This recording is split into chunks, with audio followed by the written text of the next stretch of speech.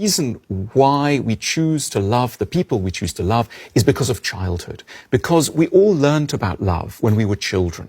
And when we become adults, we remember the feelings of love in childhood. And the people that we end up falling in love with are people that remind us in many ways of the people we first loved when we were children.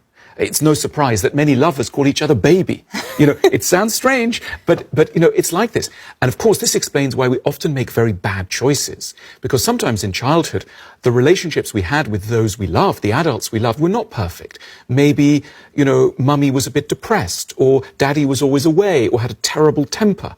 And then we become adults, and we start falling in love with people who are always away, or have very bad tempers, or are a bit depressed. And all our friends tell us, why are you with these people? Why aren't you with someone perfect? And we go, well, they don't seem so right. But of course, what we're doing is we're using the map of love that we started with in childhood. And we're not free to love everyone. Aber das ist ja auch nicht besonders schmeichelhaft, wenn man sich dann überlegt, dass man selber gewählt wurde, weil man sehr ähnlich ist wie die eigene Schwiegermutter oder wie der eigene Schwiegervater.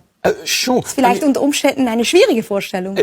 Yes, I mean, look, you know, love has many indignities, if you like. We shouldn't get offended. But look, definitely, we know that sometimes people will say, I love the way you are. You're a bit like my mother, so competent. Or you're a bit like my father, so reliable. So we know there are very good reasons why we fall in love with people who remind us of the good sides of our parents and people we knew as children. But the reason it becomes difficult is when you see people who can only love people who will cause them suffering.